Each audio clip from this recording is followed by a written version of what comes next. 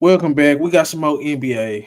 I'm Diddy Noseball. I'm here with Chris A. I guess we could just call you. Say, bro, you do need a better name than that. You I don't right, know what to man. do about that. But Chris A ain't gonna cut it. If y'all got it's not, something, let drop it down below. yeah, that's not gonna cut it. But today we got a lot to talk about. We got the Timberwolves and if they mess with their roster too much. How should the Blazers handle their backcourt going forward? We got what does Franz Wagner jump mean for the Orlando Magic and questioning Devin Booker superstar status. Yeah, I said it. But Chris, what's up, man? How you been doing, man? Been good, man. Been solid, man. NBA, some guys, some stars coming back. So hopefully I know people been complaining about a lot of injuries this season. Some stars been coming back. So hopefully NBA keep getting better. So Okay. yeah. I ain't gonna lie. It's been a pretty decent week despite the injuries. I'm starting to find what I've noticed. You gotta Mm-hmm. kind of find something to look for, even when it's really nothing to look for. Yeah. Like how we finna get to the Blazers later, but just seeing how they got healthy, you just gotta follow the healthy teams. I just noticed that because not True. everybody's gonna be injured. Just follow the healthy teams. Yeah. But If you're a basketball fan, you're gonna find something to enjoy throughout the whole regular season. You're gonna find it, something to be, you're a basketball fan. and that's what I've been learning. Yeah. Oh, but we got some just get into some NBA news. I did want Okay. to ask you this because this just popped up into my brain. I was Yeah. watching some Gills Arena. They had Greg Oden on, Oh and dang.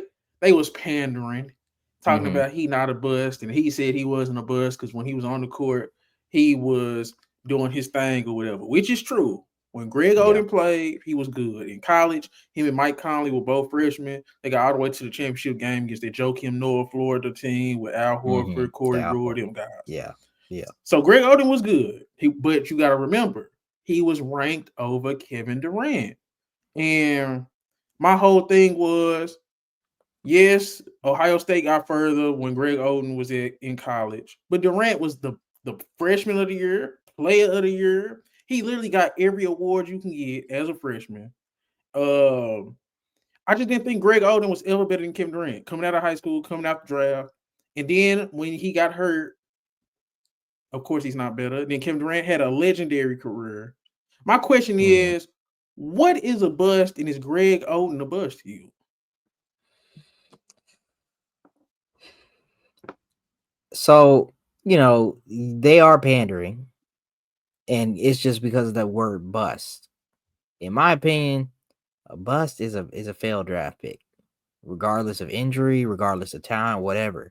Now, you can add context to that bust so that word maybe not be so harsh when you're applying it to somebody. So Greg Oden, yes, he's a bust, but we understand why he's a bust because of injuries, some things out of his control, and things like that. Anthony Bennett, that's a different story. That bust is gonna feel a Yeah, little harsher when you using it on him. yeah.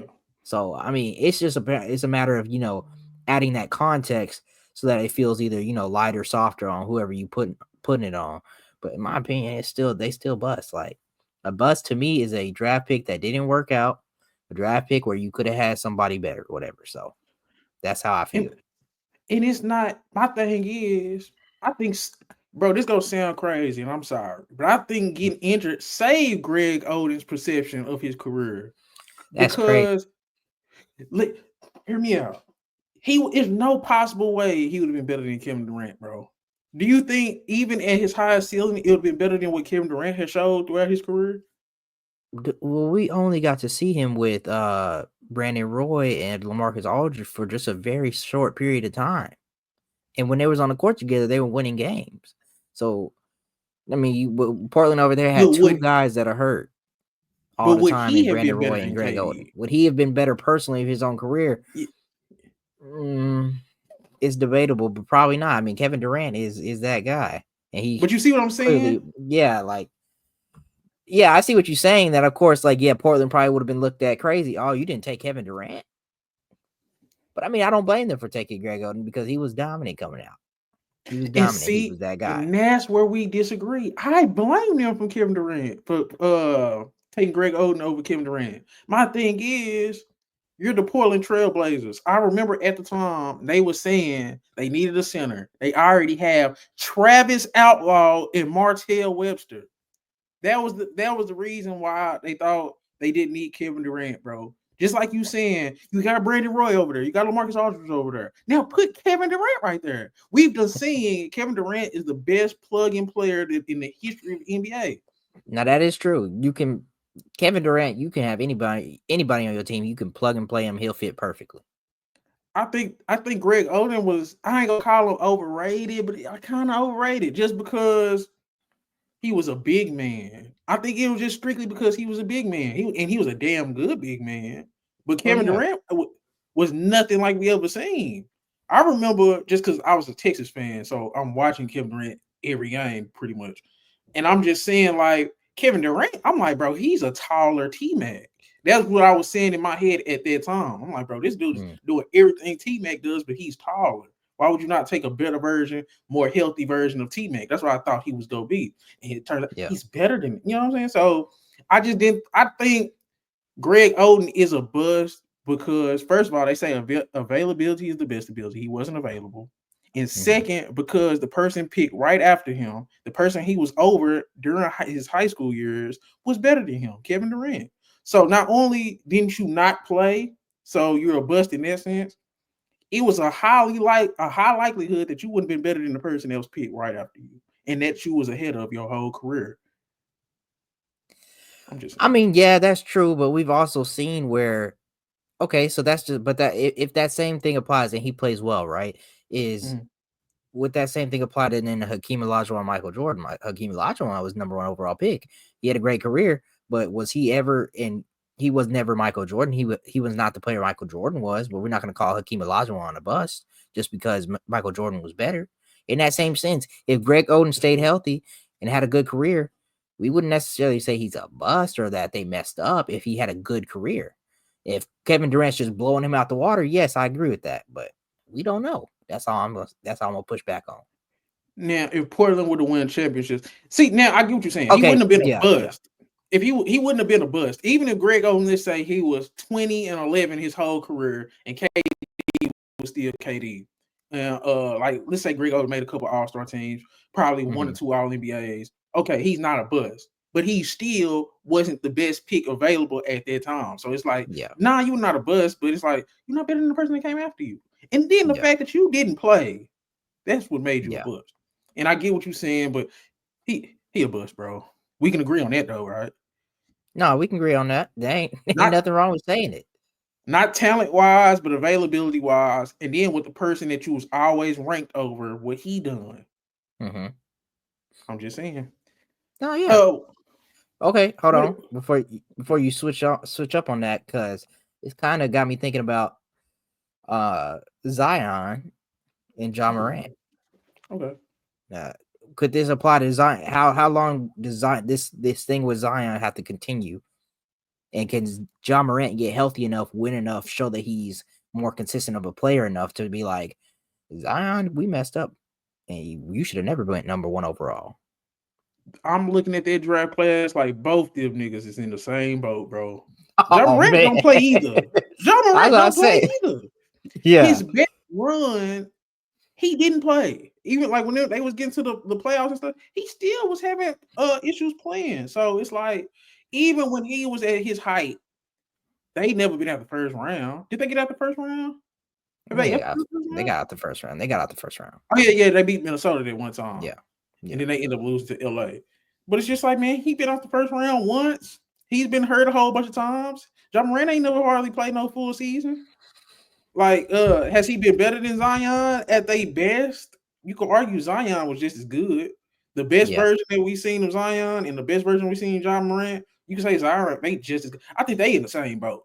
Now, if Zion stay on a trajectory, and just like how Memphis, they still kind of good in the standings. If they do make a run this year, get out the first round or whatever, then it's gonna be kind of like. But it's just like it's a toss-up between them still. Okay. All right. Me personally. Now I want to get you. I agree with. I kind of agree with that. Now I agree with that kind of. Now you sway my opinion a little bit because Ja has not been on the court as much as people would like to say he is, even compared to Zion. Like they both kind of been that whole. They leading that draft class as far as games sitting out. So yeah. Let me go. What draft class was it? Let me go make. Let me see who. Because R.J. Barrett is sitting there at third, and it's like, man, he's had a more consistent career. Cam Reddish, even though he's not as good. Yeah, like we know that, but he done played more games than them. Yeah. Oh yeah, this thing is you can damn near Darius Garland in this draft class too. You could damn near got an argument for this draft class just kind of. This just the injured draft class. Because look, these are the best players at this draft. You got Zion, Ja, Garland, Tyler Hero. Then you got R.J. Barrett, Kobe White. You got Jordan Poole, Keldon Johnson, Nick Claxton. Those are the guys of note, pretty much. And it's just like, it's like the main the blue chip guys in that draft class always hurt, and then there's some quality guys, but they're not franchise level, they're not franchise saving level talents besides that either. So I feel you on that. This was weird. They just because even some of them get hurt. Even Tyler Hero's always hurt. DeAndre Hunter went number 4 overall. DeAndre Hunter's a bust. I'm sorry, bro. People been waiting on DeAndre Hunter for like 4 years, man. Like, oh, he's the reason why Atlanta wasn't where they supposed to be. If we go keep it for real, they shouldn't have had to draft Ricochet if he's stepping up. Man, that nigga bust. It's to the point where nobody even talk about DeAndre Hunter. He went 4th overall, coming off 4th overall. Yeah, like now, he still has the talent. He still has room to grow. I think he had like 17 on the season or something like that right now. Over with, man. He in year 5, Chris. That shit is over with. DeAndre Hunter is a bust. You went 4th overall. You say he ain't doing nothing no different than Cam fucking Reddish. Yeah. He ain't better than Rui. Rui was in this draft. I damn near probably, bro. Cam Johnson was in this draft. I can argue Cam Johnson better than DeAndre Hunter. PJ Washington was in this draft. PJ Washington better than DeAndre Hunter. Kobe White, I said, man, that boy's a bust. Grant Williams was in this draft. Jordan Poole, Keldon Johnson, Nick Clay. Say, man, DeAndre Hunter was a bust. He went 4th overall, and I just named like 5-6 dudes I'm talking about. No. DeAndre Hunter's a bust. We don't talk about. Bro, who comes off a national championship, goes 4th overall as a wing, and don't get talked about? That's how bad he's been. Nobody cares about DeAndre Hunter. They made it to a conference finals, and you was a starting wing on that team as a young guy. You supposed to have some kind of trajectory, some type of expectation. He's a bust. I'm sorry. We can get into something else, but I'm just looking at the draft. I'm like, bro, this dude went 4th overall. He's a bust. Nobody even cares. Yeah. Nah, I mean, I can't really argue with that. He should be doing more for them at this point. What else been going on? You mentioned Grant Williams. He tore his ACL.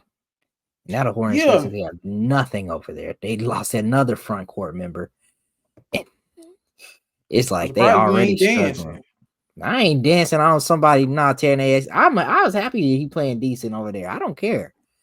You was a Grant Williams hater for no reason. I ain't no a hater, man. I'm just saying he wasn't it. Now, he found somewhere where he was it, but we clearly got the best player out of that. I mean, you right on that. People watching better than Grant Williams, but get better, Grant. Bro, I like Grant Williams. He's just a goofy. He's literally a goofy. But it's like he's cool. But like, what was you saying? You was like they. I just saying Hornets injuries. The Hornets got so many injuries over there. Like, there's only so much LaMelo can work with. Like, Miles Bridges missing games. You had Nick Richards missing games.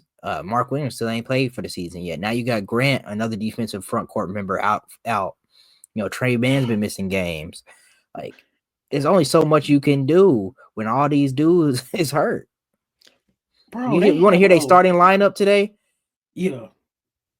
LaMelo Ball, Cody Martin, Brandon Miller, Tijon Salawan, and Taj Gibson. Taj Gibson? I'm looking at this as you saying it because I'm looking at the box score. My goodness, this is terrible. It's literally only 3 NBA level rotation pieces on this team. Nick Smith Jr. and KJ Simpson got some run today. Musa Diabate. Oh my goodness. Hey, Musa get the boards, but he has to work on the offensive side of the board. Offensive side of the ball. Like he'll grab a rebound, he won't even look at the basket. He's a third big. He's supposed to be your third big. He's supposed to be getting 7 minutes a game. Getting 30. He played 30. Musa Diabate playing 32 minutes is disgusting. I think that also makes Nick Richards tradable though, just because they can get off his contract and ride out Musa being a cheaper contract. But man, if I don't trust Mark Williams. Okay, I was about to say if Mark Williams could prove to be healthy, then yeah, but. Bro, I think, bro, this low key a blessing in disguise just for LaMelo and Brandon Miller. We have to figure it out together. We have to. Yeah. It's nothing else going on. It's me and you, my brother. I think just because it's a rebuilding team anyway, I do want to see them healthy. We've never seen the Hornets healthy. And when we did see them fully healthy, I'm talking about Mark Williams, Brandon Miller, LaMelo, Miles. Bro, they beat the Celtics. That matters to me. That's just showing me what you're capable of. Celtics lost 16 games last year. So that one game was important to me. So just the simple fact that they can compete, they've shown that they can compete. Just like with the Magic beat the Celtics a year before last year when Paolo was a rookie. So I think that matters. I do want to see the Hornets healthy, and people sleep on them. When they get fully healthy, they're not going to be an easy team to beat, bro. They have no bigs right now. So, Yeah. But I ain't gonna stunt. They shouldn't have lost to the Magic still. They didn't even have Jalen Suggs. So you still Magic down some guys, but you still should have. I feel like they should have got that game somehow. Well, I don't know. We gonna get to Franz later because I don't know where he been looking. We got anything else? Because the Hornets, man, damn. Yeah. I seen the Hornets see that they take a lot of threes, and that duo of LaMelo and Brandon Miller, they take a lot of threes. They can put up some numbers. Like Melo had a 50 piece the other day and then fouled out, and then Brandon Miller took over in fourth quarter overtime and said, "I got you." So I mean, they have a very promising young duo. We'll get into this later about him being more consistent or whatever. I'll give you my real thoughts on him if you try to compare him to some other young guys. But I think that duo is going to be good for a long time. Yeah. We got any other news? Let's see. They said Fred VanVleet got hit with a $50K fine. I was just about to bring that up. Dude, you didn't see? You didn't see what he did? Look at it now. I was going to say. He pointed at nigga face? Bro, he went to every single one of them. He spazzed out. Because he got ejected. I forgot what he got ejected for. And he spazzed out on every single ref, pointing at him, going up to him as he got ejected, bro. And the crazy thing is, he got fined less than LaMelo did for saying no homo. Oh, he pointing at the dudes and saying you suck, bitch ass nigga. He called that nigga. Oh my goodness, Fred VanVleet crashed out. He only got 50K. So LaMelo got 100K. Yes. For what he did, and Fred VanVleet literally pointed to a ref and called him a bitch ass nigga. That's crazy.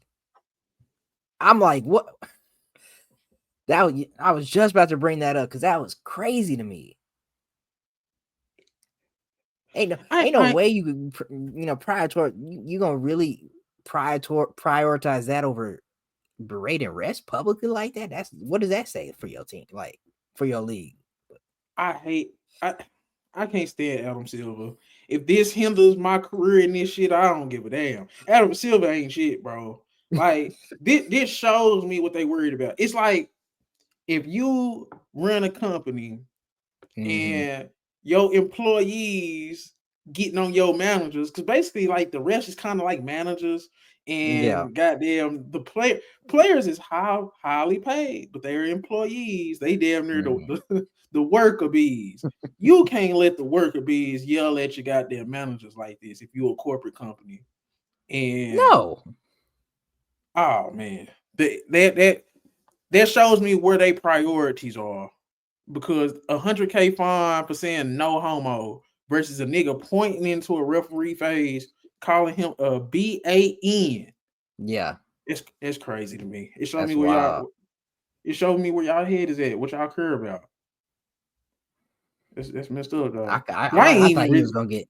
I thought he was gonna get suspended when I first saw that. I legit thought he was gonna get suspended when I first saw that. I Hey, said, I "Ain't ain't no no way." police ass nigga, bro, but that's suspension No. worthy. Yeah. He golly. Dang. And he Ain't damn no. sure got a higher fine than LaMelo. I don't Yeah. see how that's not a bigger topic. I don't.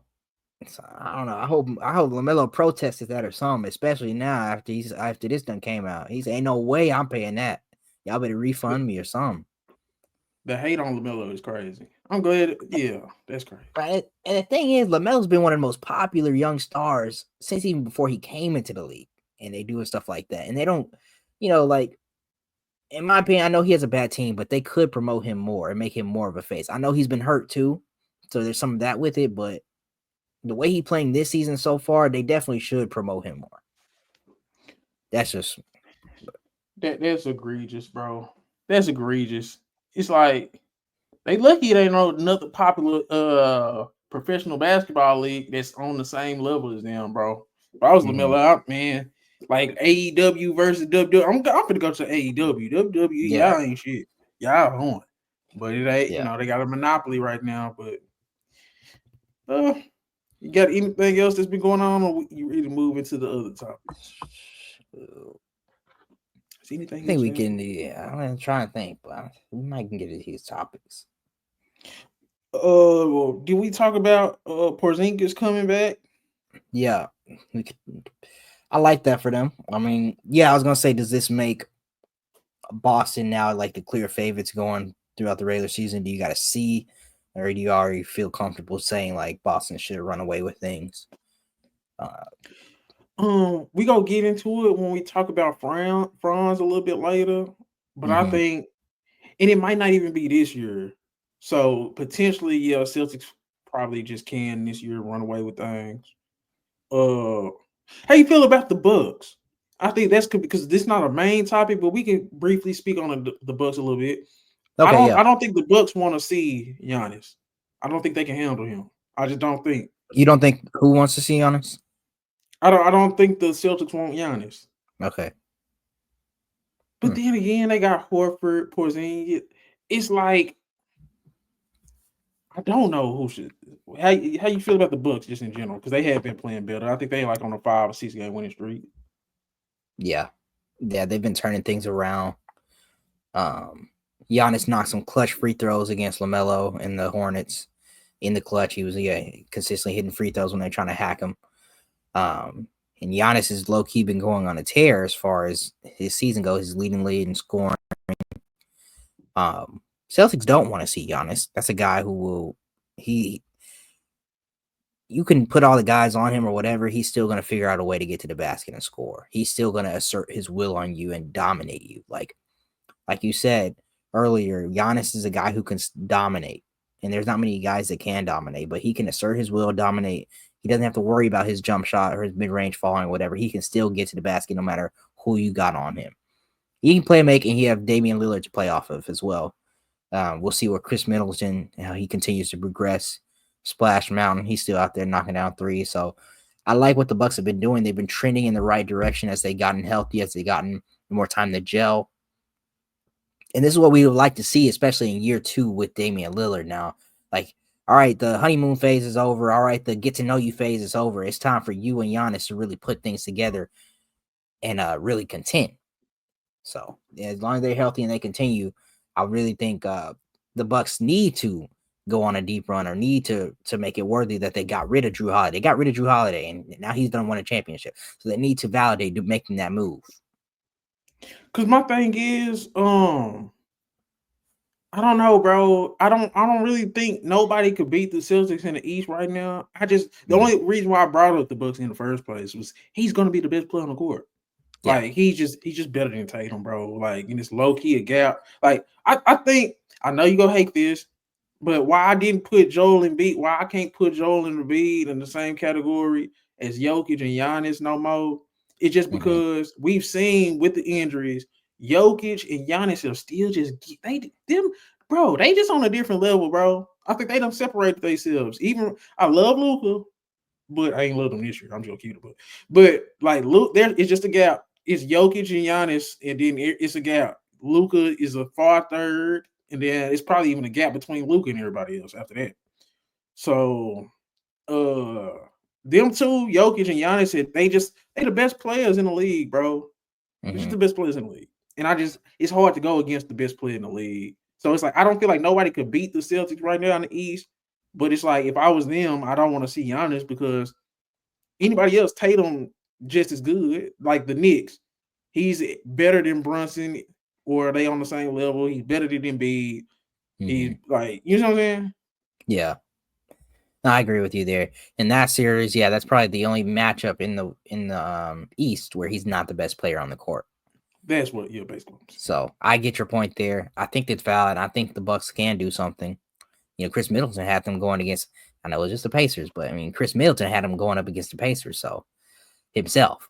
So, And like you said, if he get back seeing where he's at, he mhm. was the best player in that series. If we just Yeah, go keep it honest, he was the best player in that Pacer series. So, the mm, Bucks have the firepower. I mean, they got to put it all together, and I think it's important that they do put it all together, especially based on what they've given up, what they're trying to do, um, by bringing in Damian Lillard. And I mean, even Damian Lillard for his own personal legacy, personal growth, or whatever. Like he came there to win a championship. He left Portland because they couldn't get him all the talent and help. He has enough talent to do something. So it's crucial that he goes on a deep run at some point. and now AJ Green, he done provided them with a little shooting. Bobby A little Portis is scoring. still over there. Mhm. They look a little bit like you said, if they get Middleton back, they look like they have a little bit more depth. They look like they Mhm. had legit go about 8 deep, and that's all you need in the playoffs. Mhm. Hey, bro, you know what I'm saying? Like, hey, but Do you I think? don't know. Do you think? Like I've seen rumors or whatever that they want uh Cam Johnson, Dorian Finney-Smith, something in that range, or maybe Cam Thomas, one of those guys from the Nets. Do you think if you get like a duo of those two, is it worth giving up Middleton? Hell yeah, I do this. Really? Oh, I would do it in a heartbeat. If I can get Cam Johnson and Dorian Finney-Smith with a Middleton that's already not playing, and Giannis is Mhm. already playing at this level, Dame still get. If I can put Cam Johnson and Dorian Finney-Smith next to Dame, Giannis, and Brook Lopez, they will beat the Celtics. Okay. I could throw Yeah. Cam Johnson on Tatum. I mean, Tatum still gonna get his, but it's gonna be better. Dorian Finney-Smith, I could throw him on Jaylen Brown or vice versa, and they go get theirs, but it's gonna be better. And then it's like nobody, you can't do nothing with Giannis really, and he gonna be Yeah. the best player on the court. We're deeper. We got shooting. We got Bobby. I like it. I love that. I love We gonna it. see if that can happen. You know, they gonna obviously need more assets to make it work, and they kind of been depleting a lot of their assets, so they're gonna be stuck with this team at least till December. But I've heard rumors that that's what they may be trying to do too. So They need to try their hardest to get that done. I love that film. mm. But I yeah, huh? I was gonna say, you know, the Bulls trade rumor of Zach LaVine and Vucevic coming out as always every year. So you think this year they actually move them, and is that gonna happen actually? And do you care where they go? I don't know who will want them. I ain't gonna stunt. The Lakers is a good spot for both of them. If Uh-huh. the Lakers can do some Lakers stuff and get Vucevic and Levine, Yeah. they low key be contenders. But other than the Lakers, I don't know where Vucevic fit. it's a lot of spots I like for Zach LaVine, but everybody just is hell bent on saying he's trash, even though he's 40, 50, 80, 23 a game. But I'm done trying to convince people Zach LaVine ain't the worst player in the world. I'm done.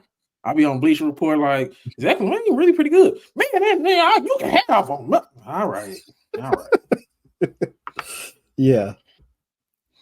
I don't blame you for that. I've been swayed by you a little bit. I think he could help the right team. He was going back and forth with Giannis. If anybody else would have showed up on that ESPN game, he made it competitive.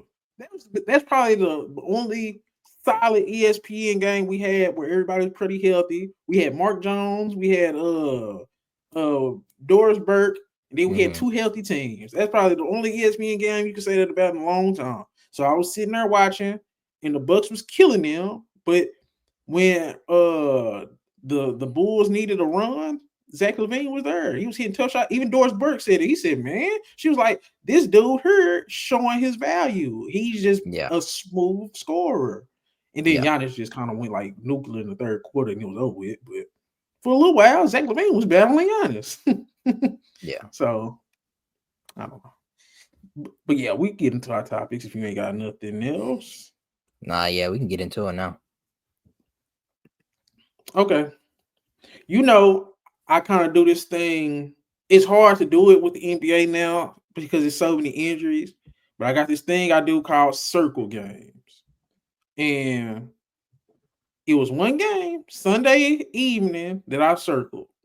Timberwolves versus Celtics. Ask me, why did I circle this game? It was because last year, I don't know if you remember or not, but the Wolves at the beginning of the season were going on a run. Nobody really was taking them serious until they played the Boston Celtics. And we seen, Ant really is one of them ones. And it looked very good. And they beat the Celtics.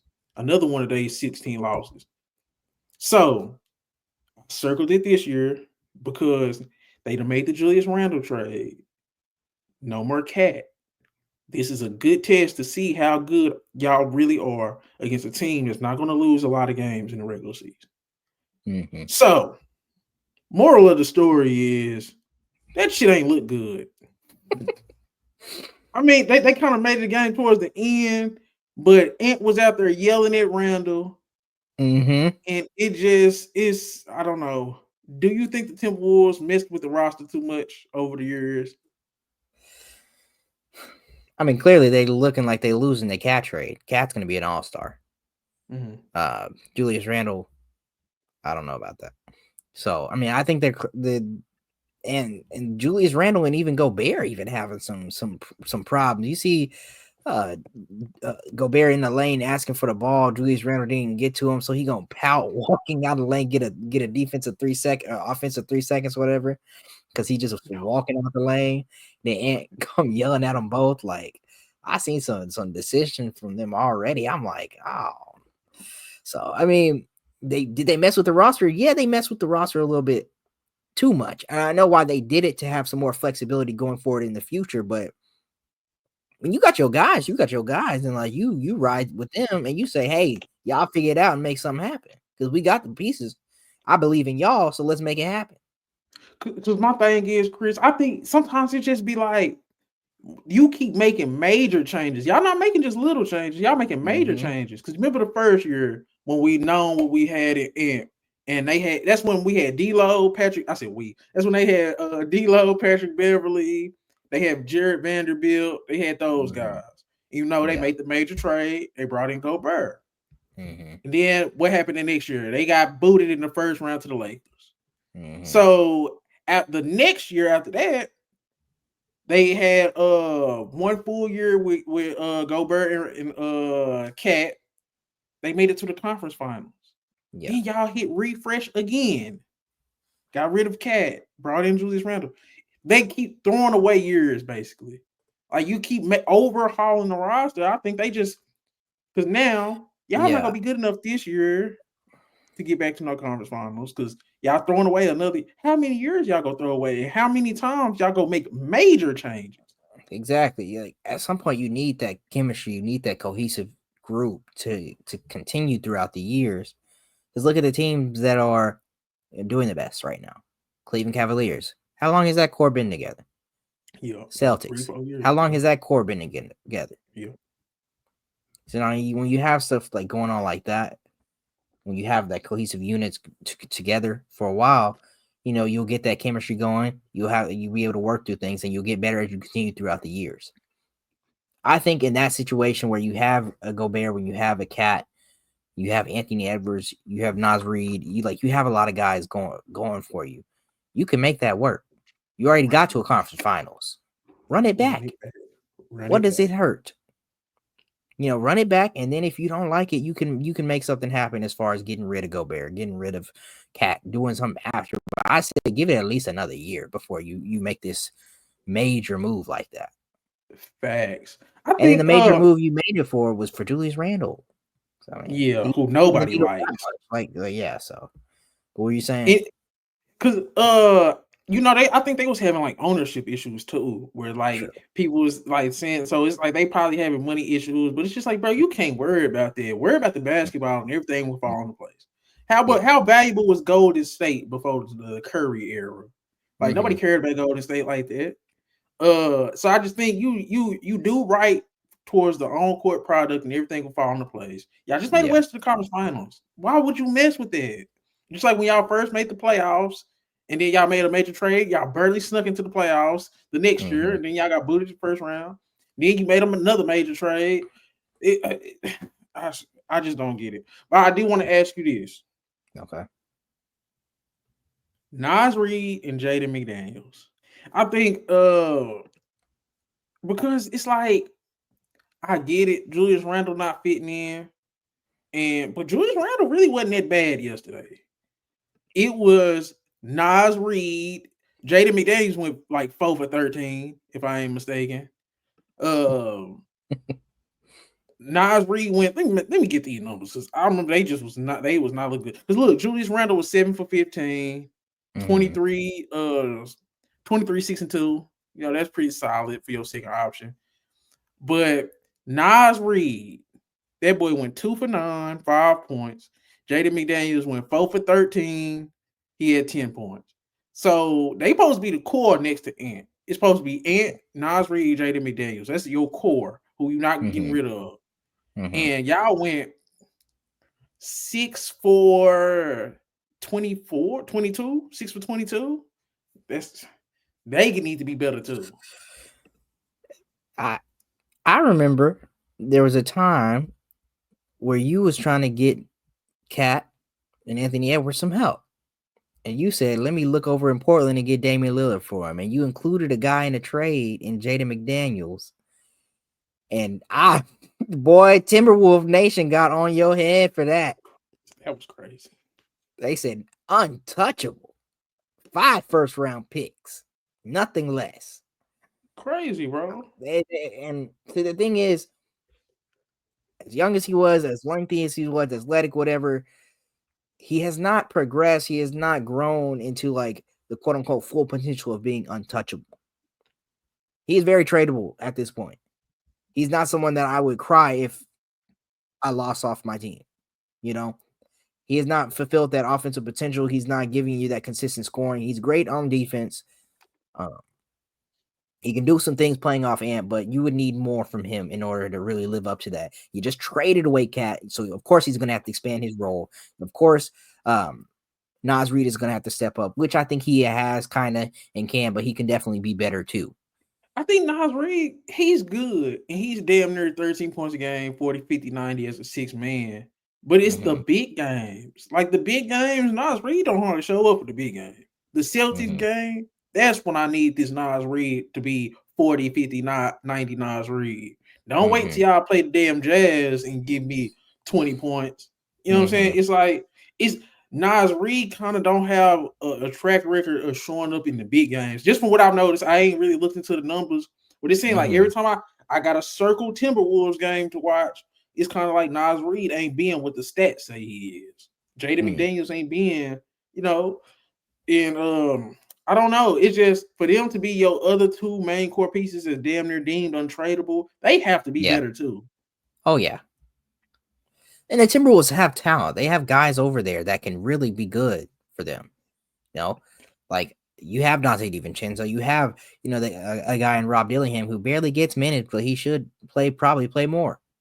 Give And you they both something were off the pretty bench. good. And see, that's my thing, Chris. That's why I pointed out McDaniels and Nas Reed specifically. Everybody else was pretty good. Rob Dillingham, 6 for 10, 2 for 3 from 3, 14 points. Dante DiVincenzo only took 8 shots, but he hit half of them, 3 threes, 11 points. Rudy Gobert, he had 10 points, 20 rebounds, and 28 points, 9 rebounds, 7 assists. Like I said, Julius Randle was 23, 6, and 2. That's solid for a everybody showed up except for the untouchable role players is supposed to be the core pieces.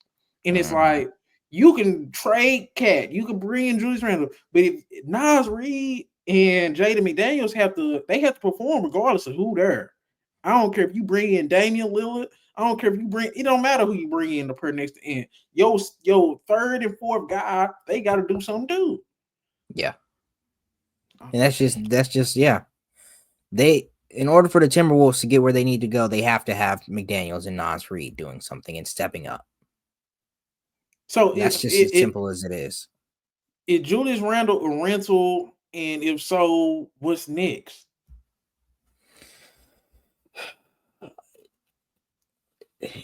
Gosh, man, I don't know if like you're keeping Julius Randle as a long-term guy. I think what is he in his contract year or he's something like that. He is either in contract year or he's in a 1+1. So he's obviously going to want to get paid fairly soon, and that's part of the reason why I'm sure the Knicks moved him. Like I feel like the year on his deal. Okay, yeah, so he's going to be wanting extension. I feel like this move was like, let's get Julius Randle. If he's cool, if he's great, he pairs next to Ant. We extend him. Great, we got our guy. We got our guy next to Ant, and we got off Cat's huge contract. If not, we move him. Try to move him when we can next year. Get whatever we can for him, and build from there, which is like the least ideal situation. I think they're gonna find out that they're not going to be able to contend like this. And they may have just traded their way into like that middle ground Armageddon situation. That no man's land. So it's just, man, you can't waste this Ant season, bro, because Ant is shooting a lot of threes this year, but he's damn near 47% from the field, 43% from 42% from three. Exactly. It's like Ant still Ant got in the lab and he worked on his now he's shooting threes like that to pair with his explosive athleticism. Like, come on, we gotta do something with that. What are the odds of Ant leaving? You think Ant gonna want to leave Minnesota eventually, or do you think he's a one franchise type of guy? Ooh, I do see like with the way Minnesota's going, I think Ant wants to win. I think he wants to win no matter wants to win no matter what. I do think he values winning in Minnesota, but I think he because of his stardom, like and who he is, he's been able to even build that brand, build that stardom even out of Minnesota. I don't think he necessarily puts too much value like, oh, I have to be in New York to build my brand and be a superstar or whatever. Like, I think he can do that in Minnesota and he would want to win in Minnesota. I think he's going to get tired of not being able to contend after a point with Minnesota. And that's going to push him out somewhere eventually. I think, see, the thing is like Damian Lillard stayed for a long time. I don't think Ant would necessarily stay as long as Damian Lillard would stay without winning. I think if he's not winning after a while, he's going to be pushing him to go somewhere. I'm like, bro, y'all making too many changes. Y'all making too many changes. Every time it seems like we going in the right direction, y'all make a major change. And I can honestly see, like, if he becomes one of those superstars that want out, I'm gonna get it. Because it's like there's no consistency here from a roster perspective. Like we just said, the chemistry, there's no consistency on the roster. And it's like, everybody leaving, why I can't leave? Shit. Yeah. I don't know. Okay, that's pretty much. This they frustrating me. Okay, moving to the next topic.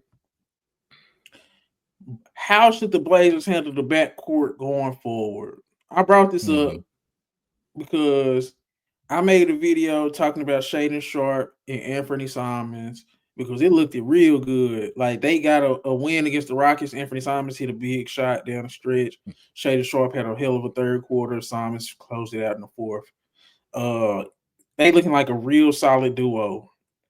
And people was talking about like, yeah, but I'd rather have Scoot. He's a facilitator. Anthony Simons is not a good playmaker.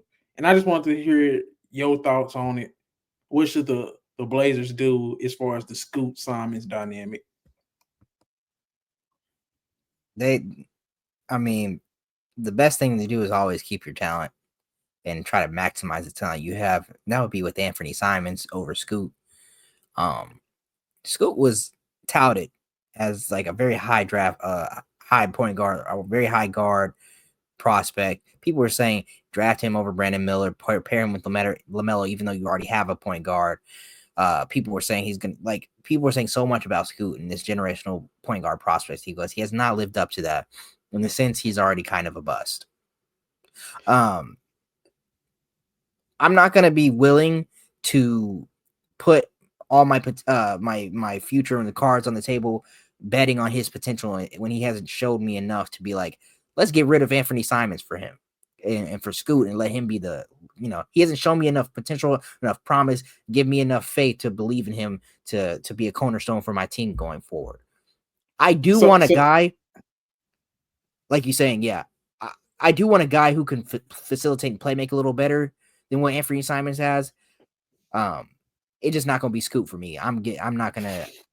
It's just not gonna be with Scoot. So I get their what they want, but for me, I'm keeping Anthony Simons. Selfishly, I want Anthony Simons to go to another team because that'd be more exciting for me.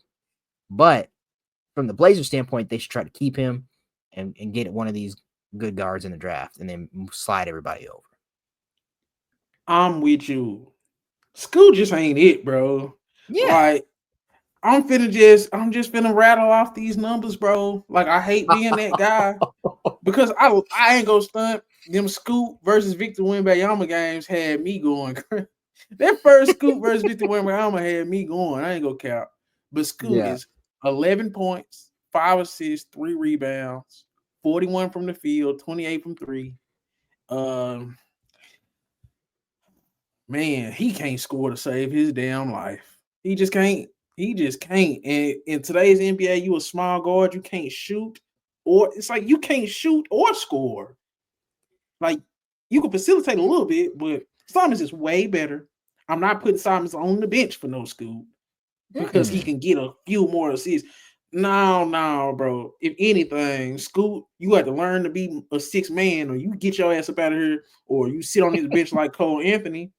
He reminds me of Cole Anthony at this point. Yeah. Because if Scoot was good enough, he could have been in the start. He would have been in the starting lineup now.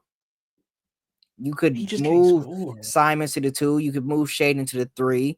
Like you could do stuff like that. It don't matter if you play 3-guard lineup. But Chris, I'm sorry. That would be terrible. I'm sorry. The That would be 3-guard lineup out there. Goodness. No. All right. You shut that down right now. You 3 can't play together. You go literally have to choose or put one on the bench. Trade. I don't even think, like you said, maybe Simons trade him off, but it's like Scoot not good enough for Simons to be gone. He's not good enough. No, he's not. He's just not good enough, bro. And my thing is, it's to the point where, okay, I hit on Shaden Sharp. Simons is still good. Klingon look like I hit on that. I brought in Otville. I got Chris Murray. I got enough guys to where it's like, okay, I made one bad pick. Just like what the Magic is doing with Cole Anthony, I can just put you to the side. The Blazers have been competitive lately. You just gonna have to eat your mistake. It is what it is. Everybody make mistakes. Yeah. But you don't overcompensate. Don't be like, okay, we got to get Simons out the way so Scoot, maybe he could develop more of Simons. No, don't do it. Blazers, don't do it. He's not good enough, bro. And School had his time to do all that when they missed all them game when they was hurt. Simons and Sharp were hurt, and it was just Scoop. He had his chance to get out there, run the show, and show he could do something. I thought, and see, if there's another time, another Chris would have been defending Scoop and going at you hard, because I did believe in Scoop, and I thought bare minimum he could be an explosive guard that can get to the rim and get his shot no matter what, and then facilitate. He can't even do that. He's not consistent when it comes to scoring. He can't put the ball in the basket. He doesn't threaten you in any kind of way. Like, he's an NBA level player, sure, but he's not a guy you're building around to take with the second overall pick or third overall pick or whatever. Whatever How he do you was, feel? I can't remember at this How do you point. feel about Denny Avia and Donovan Clingan? Have you got to watch any of them too? Yeah, I like Clingan. I liked him in the draft, coming out of the draft. I said a lot of teams should invest in that because regardless, he's going to be an anchor for your defense. And when you get a defensive anchor on your team, you're already doing something great. He is a bigger, better Walker Kessler. And Facts. Yeah. Walker Kessler came in his rookie season. Everybody was like, oh, he's defensive anchor or whatever. Clingan is already there and a little bit more. He is a big body who can box out. He done pushed DeAndre Ayton to the side, and he's a number 1 overall pick. And said, DeAndre Ayton just hurt, and it's the best thing that happened to the Blazers. They need they need to send him on the first flight out. First flight out. That's what I'm saying. He's gonna push him out the door because he can. On the boards, it's his. He's a big body. He can box out. He can get the rebounds. He can move. He can get out there on the perimeter and block shots if he need, like when he can. Dude is a dominant defensive prospect. It came true. And on the offensive side, he has shown promise as well. Chris, I'm not gonna lie to you. Yeah. Shaedon Sharpe, Anthony Simons, Donovan Clingan, Denny Avia. I like that as a core 4. I like it. Denny Avia, he can't shoot worth a damn, but he does all the little things and he can guard bigger wings, which you need next to Shaedon Sharpe and Simons. Like you said, Donovan Clingan ain't allowing nothing in the paint. So you got a rim protector, you got a big wing defender, you got 2 ISO scorers that can also catch and shoot, and you got they both athletic. So it's like, hey man, that's a solid 4 to build around. Scoot, you just got to eat that. Get rid of Aiden. And yeah. What do you think Shaedon Sharpe's ceiling is? Like, because I know you low-key a Shaedon Sharpe hater. I ain't no Shaedon Sharpe hater, but you've been saying some wild things about this dude because he came back for a few games. I'm like, dude, where's this love fest that you got with Shaedon Sharpe all of a sudden? He talking about Shaedon Sharpe more athletic than Ja Morant and sending pictures of him. High school boy, you ain't see the high school tape. Man, you ain't see Ja high school tape. You don't see what Ja doing in the league. Ja didn't even hardly get recruited. Bro, stop it. He didn't. Shaedon Sharpe's the number 1 player in high school. Ja was like a 3-star. Relax. Ja went to Murray State, and he became the number 2 overall pick from Murray State. Yeah, Shaedon Sharpe didn't play not one damn game in Kentucky, and he was a 7th overall pick. Yeah, it's levels to this, bro. I'm sorry. You're right. But I was you gonna talk about who's more athletic and then bring up Shaedon Sharpe, and then you try to tell me that you trying to tell me that Brandon Miller is not really on his level, and I think that's crazy, dude. You don't think Brandon Miller's on his level? You think do you think he clears? You think he's just better? Shaedon Sharpe been 25 a game these last 5 games. Shaedon Sharpe had 30 something on Ant head. He literally had a duel with Ant and won. And we just been praising Ant. Bro, Shaedon Sharpe, yes, he's better than Brandon Miller, bro. I'm sorry. He's just better. He's a different level of athlete. I think he's a better mid-range scorer. He got more it factor than Brandon Miller. I like Brandon Miller, and it's close. But Shaedon Sharpe is also younger. Brandon Miller, 22 years old, which is not old, but he's 22. Shaedon Sharpe is 21. Shaedon Sharpe, the only thing is Shaedon Sharpe hasn't been healthy. The health issues is the only reason why you probably think Brandon Miller better. But come on, bro. Yeah, I'd rather have Shaedon. He more vibes, bro. It's more vibes, man. Man, What's that's your cool. case? That's cool. Brandon Miller to me is just better right now, and he'll be better going forward. He's a big wing. For one, he can be a wing. He can be a guard that can play as a guard. Remember that he can play that Paul George kind of role everybody likes. He is an efficient shooter. He can give you 30 on any given night. And Man, he's a promising defender. He's a promising no, defender in he the clutch. ain't. Oh, come on. He's a very He's promising all right. defender. He's a promising defender. He will lock up, or he'll be able to lock up in the future when he wants to. He has all the tools to be a great defender. He has that motor to be a great defender. Dude is competitive as all get out. When he got that look in his eye, you see him in that fourth quarter overtime, the LaMelo Ball, he messing around all game, getting in foul trouble. Brandon Miller said, don't even worry about it. I got you. He went off 10, 12 straight points on his own. He said, we're not losing to the Detroit Pistons.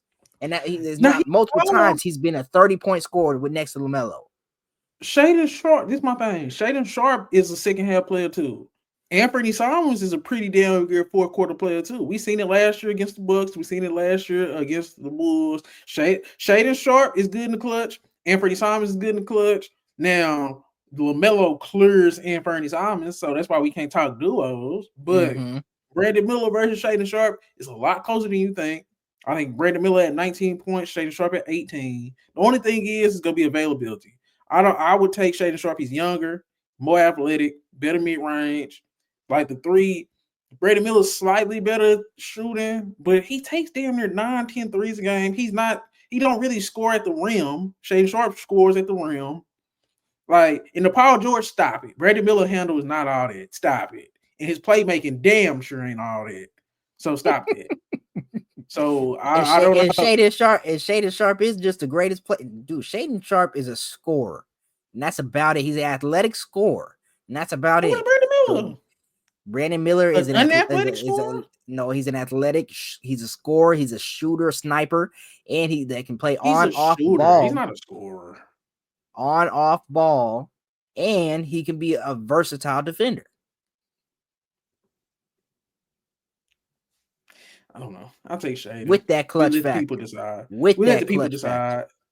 Shaedon Sharpe did it in the clutch too. He did it in the third quarter against the Rockets. He did it against the fourth quarter against, and he outdueled Ant. And they won. The Blazers, since he came back, the Blazers have been competitive, Chris. That's true. Literally. That is true. But Brandon Miller will, as long as him and LaMelo, all the guys we mentioned in the early top of the show that they got out, you just got them two. You got you in them games. One looking like a 2, one looking like a 1. And no offense, but I love Brandon. I think he a dog, but it's just like I think Shaedon Sharpe got that next year. He just got that next year, bro. He'd have made that, yeah. Shaedon Sharpe damn near took that scoring roll over, that number one rollover for Anthony Simons. But that yeah. No, I agree. I give it to you on that. Okay.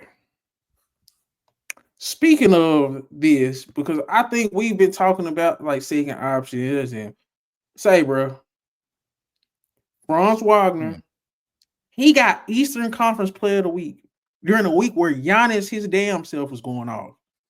I think he was Franz was 31-7-6, like for that November 11th through November 17th. So he got Eastern Conference Player of the Week. I think the Magic have won like 5 in a row up until this point. And I think the Paolo injury was a blessing in disguise, just because now, Franz, you have to go score. You have to be the guy. And he stepped up as the number one guy in the role of Paolo. But what does this jump from Franz mean overall for the Magic? Because he was not good in the playoffs last year. Let's just call it what it was. We damn near was trying to get rid of him. So what does this jump mean for Franz Wagner and the Magic to you? This jump means a lot. This Magic team could have easily been falling down the standings. He's kept them afloat, if not more. Did you see the way that Franz Wagner took over that Lakers game? Mm-hmm. I went to sleep after LeBron hit that 3. I thought he iced the game to put him up 4. I went to sleep. I started hearing Franz Wagner take up. I woke up. I had to see what was going on. I woke up. This man taking over, hitting shots in Cam Reddish face, taking over for the Magic, and he's been on a tear. Third in He's the been East. averaging, he got them at third in the East. He's been averaging about 30 points over these last few games. I think this is really crucial for the Magic as far as him developing his confidence. He's coming off of a big off season with Germany, and that clearly has propelled him to be willing to take over that number 1 role when he needs to. But whenever Paolo gets back, them being able to play off of each other together, but also when Paolo goes to the bench and Franz gets out there and says, yeah, I can be a 1-2 and give it to you however you want, that'll help them come playoff time when you have 2 guys like that are dogs and is willing to do what it takes. So to me, this helps them a lot. It gives clearly also it helps the other guys on the team learn how to step up in big moments, like Tristan Da Silva, Anthony Black. You get these guys getting quality minutes. Jet Howard, this Magic team will benefit from Paolo being out because these guys will learn how to play in confidence and in their roles. When he gets back, it's just plug and play. So Franz was 28, 7-7 his last 10. 5 30-point games his last 10. Mm-hmm. How high do you think Franz Wagner's ceiling is? When you just think of ceiling, like how high can Franz Wagner's ceiling be? Because he's shooting the ball better again. I think he's shooting like 36%, which that's all we needed because he's such a good at the rim player. Mm-hmm. Paolo is an all-star lock for this season right now. I mean, my bad, not Paolo. Franz is an all-star lock for this season right now. Pencil it in. You can pencil it in. He continues this play, he will be on the All-NBA team. I know that may change when Paolo gets back, but at the rate he's going, he's an All-NBA level player right now. Now, his ceiling wise, I think the most he'll ever get is probably All-NBA third team. If he ever just has it goes nuclear or something, he'll maybe make a second team, but he's in that kind of range where you'll have, eventually Paolo be first team. He'll be like around the third team kind of level. So they'll have 2 All-NBA guys in the future. That's his ceiling. Sound like? What does that sound like? That's insane. That's Celtics got that right now. You hit it. Celtics got that right now. So I mean, when the voters vote right, the Celtics got that. I think sometimes they be leaving people off, but so this gives the Magic has 2 premier forward duo, young duo in the league. Period. I think this is just the best young duo in the league. It's not even really a question. So when you have a guy like Franz, I think his ceiling, yes, is all NBA third team level guy, maybe second on his absolute best. But I think he's clearly on the path to achieving that, especially if he stays consistent throughout the season like this. Who are the other? Which I think he has the ability to do. Who's been the other small forwards this year? You got Tatum, Jason Tatum, a small forward. I'm trying to think of small forwards. Kevin Durant, if I don't know if he'll get classified small forward, but I put it. Tatum, Tatum, KD. Tatum, KD. Bron's been cool, but I don't know if he's small forward and if he's even in that level. Let me think. Shoot. Tyler Hero, but he's more guard.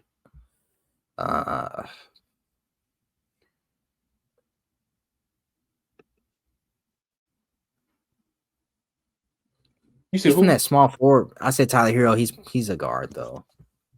I'm trying to think because you got it. Really ain't big that, bro. Franz Wagner is probably a top 5 small forward right now because Paul George fell off.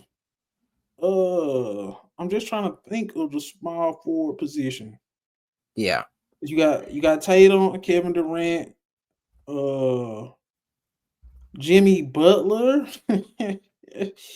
He better than him. Yeah. The small forward position is right there for him, bro. I Jada, don't see why he couldn't. J-Dub, I mean, DeMar. DeMar, Jalen Johnson, Keegan Murray. I'm just trying to think. It's right there for him, bro. He looked like he Yeah. might be a top 5, top 3 small forward in the league, bro. Zion, he better than Zion. Yep, I said it. I don't give a damn. I don't care what nobody say. I would take Franz Wagner over Zion Williamson any day. If we did a redraft for that draft class, Franz Wagner should go number 1. He's better than Cade. I don't care what nobody say. Because he's doing Evan it as a Mobley. 1. Yes, he's better than Evan Mobley. Clear as Evan Mobley. I'm sorry. I think Franz Wagner, like you said, is a all NBA third team level player, top 5 small forward in the league, borderline top 3. I've been borderline top 3 because right now, what is it? Unless we leaving somebody off, y'all let us know. Tatum, Durant, Franz, bro. That's what it's looking like. Jimmy Butler still kind of pretty solid, but I'll take Franz over him right now. DeMar? Yes, I'm taking Franz over DeMar. Like he's right there. Jaylen Brown is what, guard? Yeah, I was thinking okay. Him and Tatum both kind of like small forward. He's slightly below Jaylen Brown just because Jaylen Brown, prove it. But man, how that shit looking right now? He right there. Yeah. Okay. Hey, yeah. So we pretty much Franz Wagner ceiling's high as hell. I think, like you said, Paolo could be fighting for MVPs, top 10 player, first team All NBA, and Franz could be third team. It literally could be like Tatum and Brown, like what Tatum and Brown look like right now. That's what they could be fighting for in them same situations. Okay. Jalen Suggs. Jalen Suggs is not good enough at scoring to be a third option. He's not. He can't score, bro. Like, I'm gonna look at it. Let me look at his last 10 games because he's supposed to be that guy. The volume's supposed to go up, but it don't feel like he just can't score, bro. How you feel about that? I agree with you. I mean, coming out the draft, coming out from Gonzaga, you would have thought that he would be able to continue that being just a scorer coming out of college, but he's really shifted to more of like a 3-and-D, almost basically a 3-and-D kind of ball handler that can, handle the ball, do a little bit of playmaking and stuff. But scorer, no, you're not going to really rely on him, lean on him to be that scorer for you. He can't even be that step up, be a second go-to scorer for them right now. Third option scorer is kind of like pushing it for him. Like, he's stepping up a little bit above. That's not ideal. Your ideal is probably like fourth option for scoring wise. So that's why I've always said that they do need to get another guy who can put the ball in the basket. And then they have young guys that can kind of do that. You got Jet Howard. But that's where I was going with this, Chris, because Jalen Suggs, the last 10 games, he's 12, 4-3. They're just not go cut it. And for the year, he's 15, 4-4, 41 from the field, 31% from 3. I was gonna ask you that because you literally was segueing into my next point. Because I think it's Paolo, Franz, Jalen Suggs, and Anthony Black is the 4 key pieces that you want to move forward with. But I think Jalen Suggs and Anthony Black, they kind of have a redundancy in terms of skill set and what they bring. So I just want to ask you, who do you like more next to Paolo and Franz? And if you had to get rid of one, who would it be? Anthony Black or Jalen Suggs?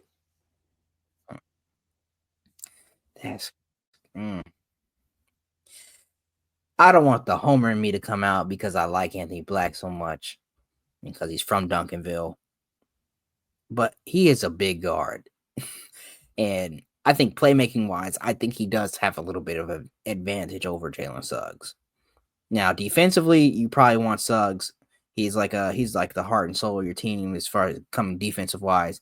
He's probably a little bit better shooter at this point than Anthony Black, but they're around the same. I think Anthony Black is trending more. upward. Yeah. So, probably reluctantly move off of Suggs just because of the youth factor in Anthony Black. That's just me personally, but I wouldn't be like if they moved off Anthony Black for a solid score and it made sense to do. It only would benefit whoever the team that Anthony Black goes to, and it only would benefit the Magic because they're getting a bona fide score. But if it's for the right person, I guess move off of Anthony Black. If you believe and have that faith that he can step up and be more than what Jalen Suggs can be, move off Jalen Suggs, capitalize on his current value now. I like how you said, because you said something interesting. You said playmaking, and it leans Anthony Black.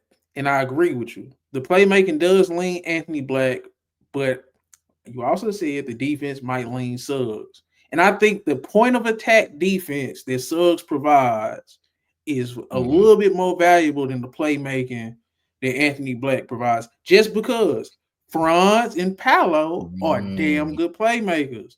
So I honestly, really, you kind of link me to this a little bit more. Trade Anthony Black, especially he's younger. Like you said, he's bigger, and you could put him next to other guys. Like, there's plenty of guys like they can score, but they're probably smaller. So you will want that jumbo wing next to him that can run offense and play defense. So I feel like he can fit on a lot of different teams, and he's more valuable.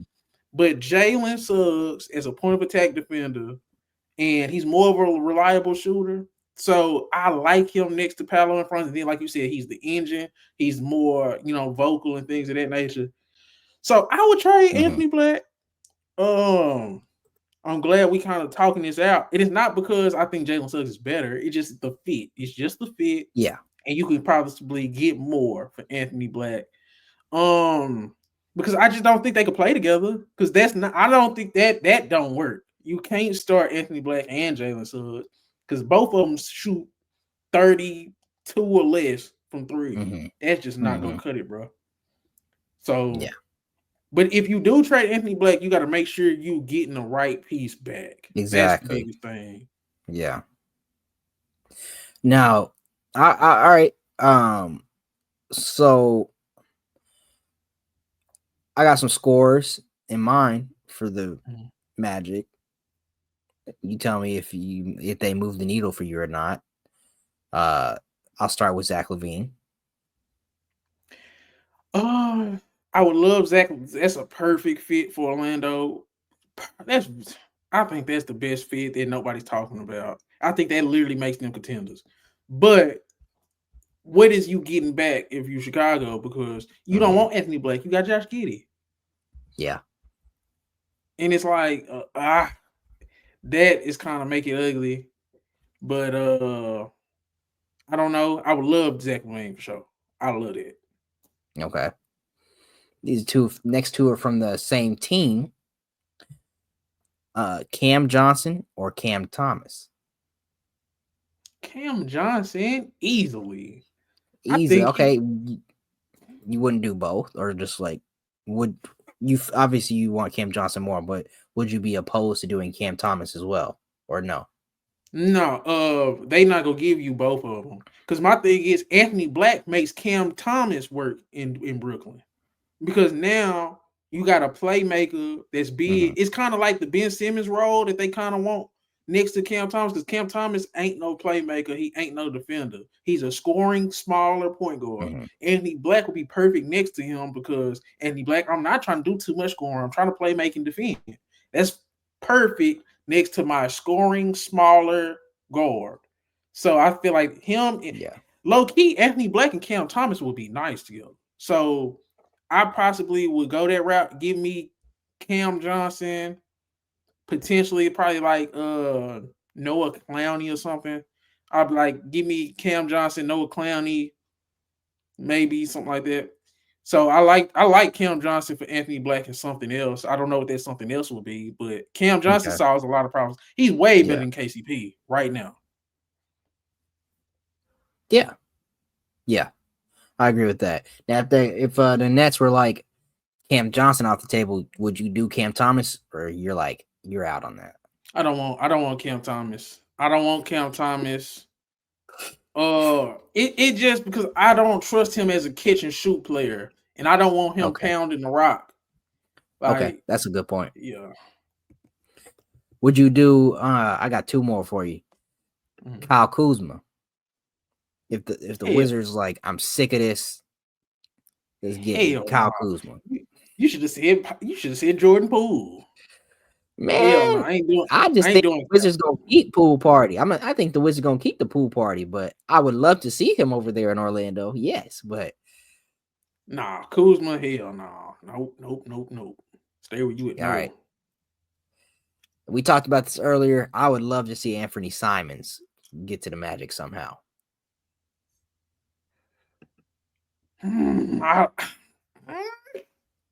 That's tough. You disagree? Nah, I would like it, but it's like if Simons got a little bit of a health issue with availability, and then it's like he can't play. It's like, but you don't need him to play, mate. We already discussed why you don't need him to pretty much play, mate. But how is he as a catch and shoot player? I'm not sure. But then at the same time, I know he ain't gonna be scared late in games. Yeah. And I think the fit for Portland, I think it would benefit them as well. I would do it, yeah. Because no risk, no reward. I would do it. I would do it if I was both teams. I think that one is the best one. I think the Cam Johnson, if I had to rank them, I would go Cam Johnson. I would go. That's 1. Simons 2. Jordan Poole 3. I ain't gonna lie. I would try to get Jordan Poole, bro. Jordan Poole, Cam Johnson, and Simons. I probably would go Jordan Poole 1, Cam Johnson 2, Simons 3. Okay. But they all damn good options. Yeah. I'm with you on that. I love this topic.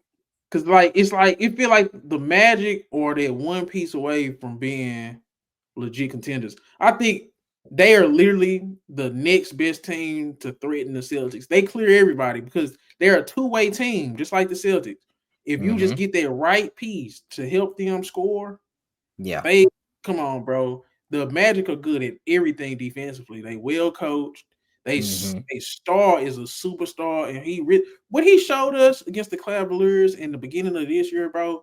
Paolo don't have no ceiling, bro. He really don't. Like, I love his game. I love his attitude. He's very professional. Even at Duke, he got him to a Final Four, and now we see it with Jerry McCain, who got him to an Elite 8. That matters. Duke, the biggest stage in college basketball, and you prove you can win there. You can win in the league. I don't know, man. You had anything else on the Magic? No, I agree with you there. I think they are definitely next team up. I think, like we mentioned before, they do have a shot to upset one of these teams, make conference finals. We'll see, though. Speaking of the Magic, the Franz Wagner is my whole point for this next person I'm going to talk about. Because I was watching the Orlando Magic play the Phoenix Suns, and both teams is banged up, and I'm just like, okay, Franz and role players versus Devin Booker and role players, because it was no Bradley Beal, it was no Kevin Durant, and I was thinking, Franz Wagner look way better than Devin Booker out here, bro. What? Nope, I don't give a damn. He look way better than him, and I just got to thinking, are we sure Devin Booker's still a superstar? Are we sure? Because Devin Booker, his stats is not nothing. They on a losing streak. And it's like what I said with Cade last year. If you are supposed to be that guy, you can't get one of these games.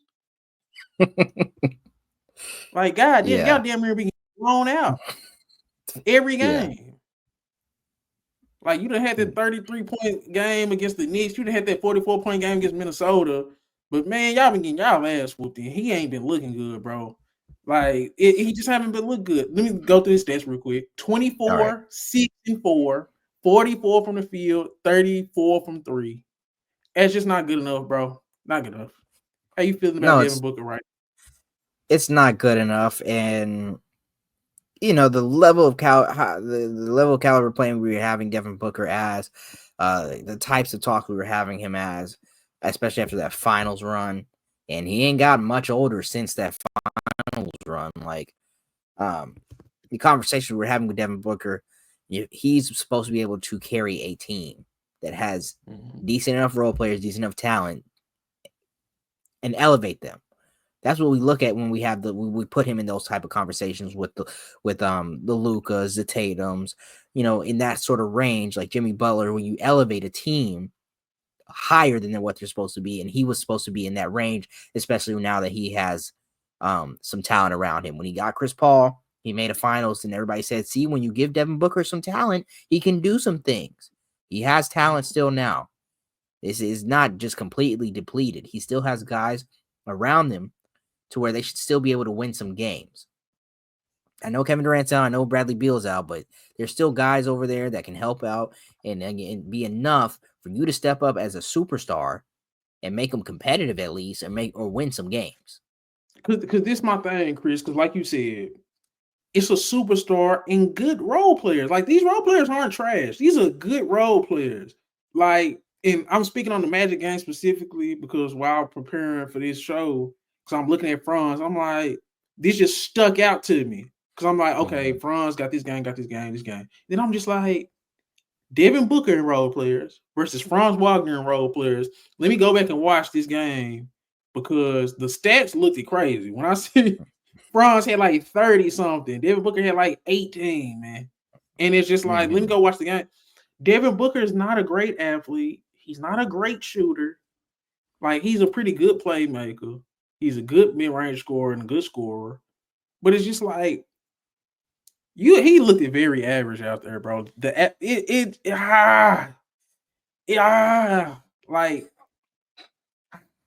and that's the whole point of the Phoenix Suns being supposed to be so dangerous, because Kevin Durant joined Devin Booker.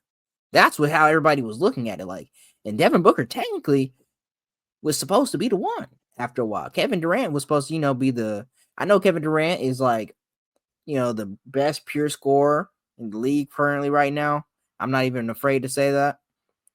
But Devin Booker was supposed to be like the dog. I'm coming to your team. I can play off you. I can be your two, whatever, if need be, because I'm 36, 37. I'm getting old.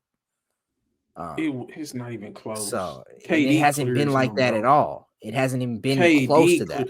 KD was in MVP conversations, literally. Devin Booker is not close, bro. Devin Booker is not making an all-star team. So how I'm feeling right now.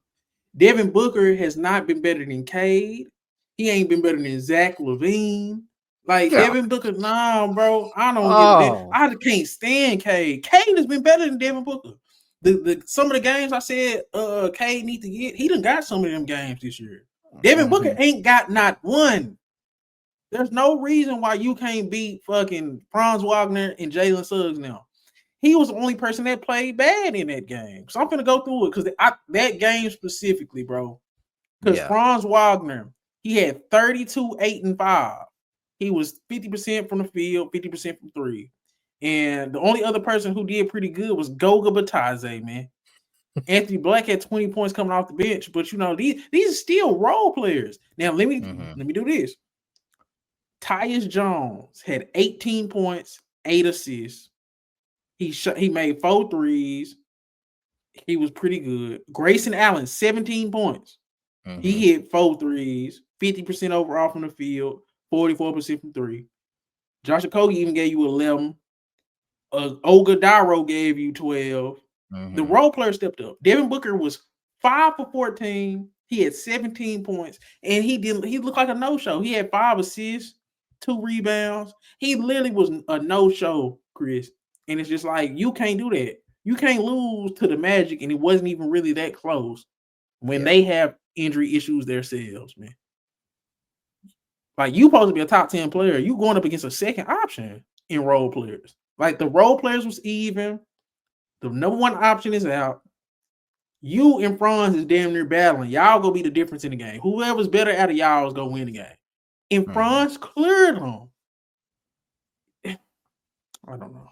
Because you can say it's one game all you want, but them motherfuckers done lost like 5 or 6 in a row, bro. Yeah, it hasn't been just one game. It's been happening for a little bit now. Like they've been sliding. They went from number 1 seed. I think they were like number 1, number 2 seed. They all the way at 8th right now. Devin Booker, you're a top 10 player. You gotta keep the ship afloat. Your role players are pretty good, bro. Tyus Jones, Grayson Allen, Ryan Dunn, Plumlee. I'm a top 10 player. I just need y'all to just you hit these open threes, which y'all hitting. Tyus Jones, you get other people the ball when they can, you know what I'm saying, on pick and rolls, whatever. They doing it. They role players been playing pretty good. It's Devin Booker not showing up, bro. I'm sorry. He ain't no damn superstar, bro. We can't keep giving him this pass, and we can't because we had him in these conversations with these guys. We had him in these conversations with some of the top, like you said, a top 10 player in the league. We can't just say, oh, you had that finals run, now you get to do whatever you want and not show up, and we'll just absolve all that. Like, you got to maintain that. You went on that level. You got to step up and show KD why he said, I want to go to Phoenix because I want to play with Devin Booker. Because it's like this, Chris, because I ain't gonna lie. They lost 5 in a row. They lost to the Kings, the Thunder, the Wolves, the Magic, and the Knicks. All those other games is understandable, but you even damn near getting blown out by the Magic is the one I can't get past. And that's the one that sticks out. Because I get those other games, those playoff teams with superstars, things like that. I get that. But they wasn't even competitive. Let's just keep it a buck. They getting their ass whooped. They wasn't even competitive. Yeah. But you got to get that Magic game. That's the one that stuck out to me. Because we was talking about Franz earlier, because like they went on their little win streak, but they beating teams like the Pistons. The Lakers win was a good win. But they beat the Lakers, the Pistons. They beat the Hornets. Like that, you know, that's good. But if you Devin Booker a top 10 player, you got to beat the Magic, bro. When they ain't got Paolo, you got to get that one because it's hard to get these other ones. Yeah, especially in the West. In the West, you can't really. You got to capitalize when you're playing the East because when you're playing in the West, you're playing the West teams. It's a bloodbath over there. You ain't guaranteed. You're not as likely to win against the West, so that's pushing other guys in your conference up the standings. So it's more important that you really capitalize on them East games and get those. Can we finally put this to bed, Chris? Donovan Mitchell clears Devin Booker, bro. Can we put that to bed? All time, like Devin Booker's been in better situations. Career, all time, or right now? Man, I don't give a damn. Donovan Mitchell better. You take how you want to take that. I'm not finna put that to bed. No. How is Devin Booker better than Donovan Mitchell? Devin Booker's been to higher heights than Donovan Mitchell, and he's had about the same talent. He been riding coattails. Bro. Donovan Mitchell has never rode coattails. Chris Paul did not carry them to that finals. Chris Paul, he was a crucial part in getting them to that finals, but I was hearing overall player. That nigga Devin Booker was the hired gun. They just happened to be drafted by them. He was a hired gun that wasn't hired. He was just already there. That nigga wasn't nothing but buckets, bro. Devin Booker has been a more explosive scorer than Donovan Mitchell has, and that's what he is, just a scorer. Devin Booker has had way worse situations. What? Yes. Who's the best player Donovan Mitchell ever played with? Rudy Gobert, Mike Conley, Joe Ingles, Bogdanovich. You want to go back to the to Cleveland? That's fucking garbage. Darius Garland, cool. Gerald Allen and Evan Mobley, cool. Okay, now let's go to Devin Booker. I had Chris Paul. I had Kevin Durant. End of story. That's it. You know, them niggas NBA 75 players, man. And then I had Kevin Durant for 1 year. I had Chris Paul for about 1 year, 2 years. It's damn near year 3, bro. Ain't it year 3? Because they lost in the second round to the Nuggets. Yeah. Then they went out in the first.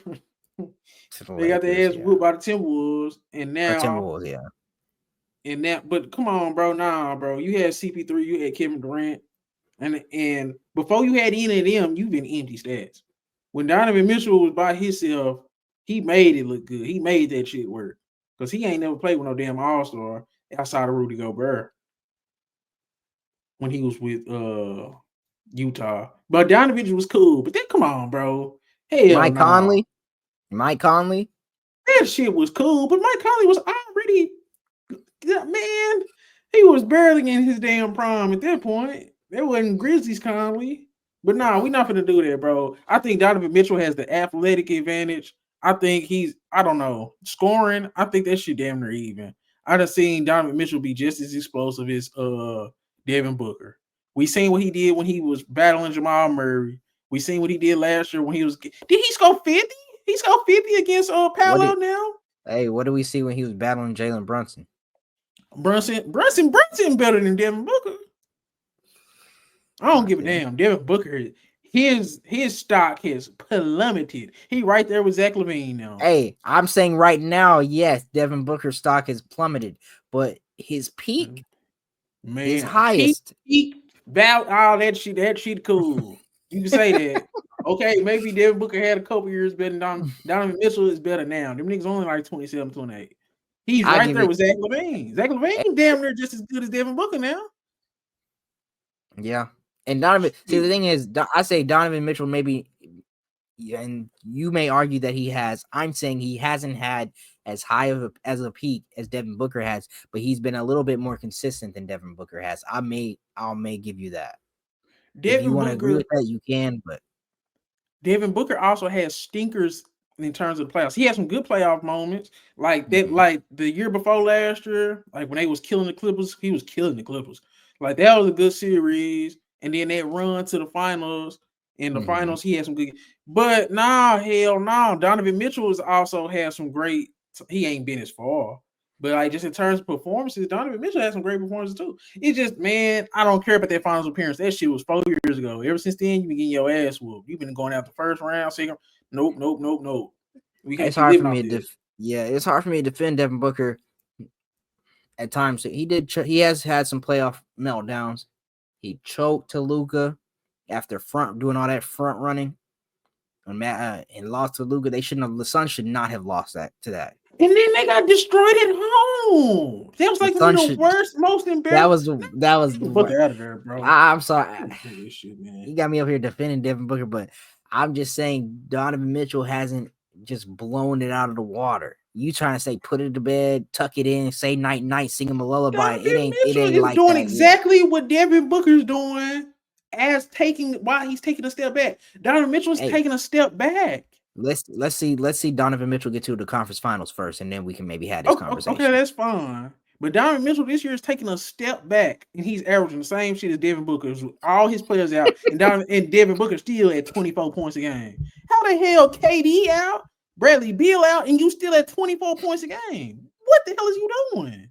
Franz Wagner is at 30 points a game without Paolo. Hell no. Cade Cunningham has been better because you can't bring up supporting cast. Jaden Ivey and Jalen Duren suck, and they was a pretty good team while Cade Cunningham was playing. Like I said, Franz Wagner getting game. Devin Booker haven't got a game yet. That's sad. Like, nah, bro. His point per game ain't even went up. You're not even just give me empty calories. You had 2 explosive games. Like, you had 2 explosive games.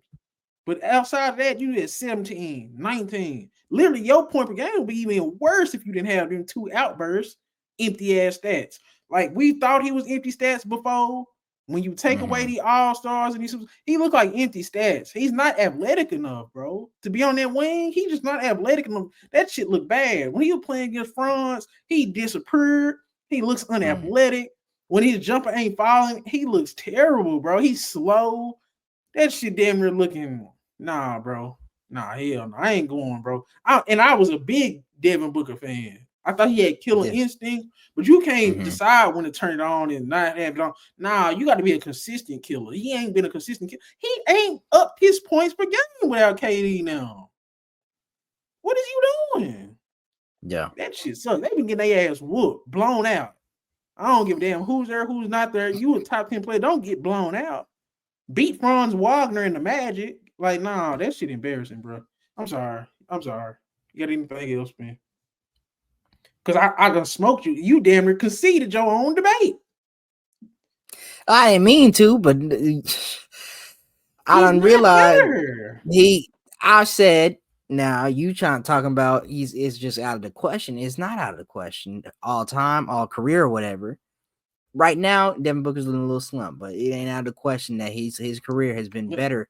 Him as a talent, him as a player, he's been better than Donovan Mitchell as a player throughout their careers.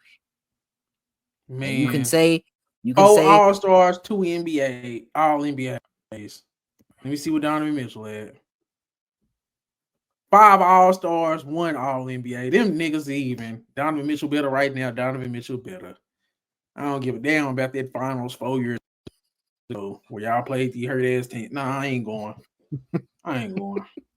Hey, I'm not going, Chris, bro. Donovan Mitchell, if he get to if he choke again, don't let me bring this topic back up, bro. Don't let Jalen Brunson be in that second round, in that first round. I think if you put Jalen Brunson on that team, on this current team right now, the Suns, it would look better because Jalen Brunson gets buckets. He like being the only nigga that can score. Like, he does. Donovan Mitchell wouldn't mind being the only nigga that can score. When Devin Booker has to be the only nigga that can score, they go nowhere. He's never went nowhere when he's the only guy. They get blown out when he's the only guy. No, they're not. They're not competitive when Devin Booker has been your one. Chris, real quick, De'Aaron Fox, when he was the only guy, when Sabonis just was out, when DeRozan was just out, this nigga damn near had 109 points in 2 games. He won one of them. Hell no. De'Aaron Fox is better than Devin Booker right now. Devin Booker is out of there, bro. Because we literally just seen it with Fox. Everybody is getting some of these games without their guys. We seen Desmond Bain and hell no, I ain't going, bro. Nah, hell no. Nah, bro. Jared McCain, Tyrese, nah, bro. Devin Booker out of there, bro. That shit is out of there. I'm sorry, bro. We just seen this with De'Aaron Fox. No Sabonis, no DeRozan. Hell no. I'm sorry. I mean, yeah, you got a point. He's not playing at the caliber he should be playing, which is a top 10, top 15 level player. But you can't take away what he's done in his career, which has been more than what Donovan Mitchell has done. And at times he's had way worse situations than Donovan Mitchell has had. Way worse. And what has he done in them way worse situations? Look, goddamn piss poor. It ain't like he done had worse situations than this shit. When he got an old veteran guard, he took his team to the finals. When Donovan Mitchell got an old veteran guard, he flamed out in the second round.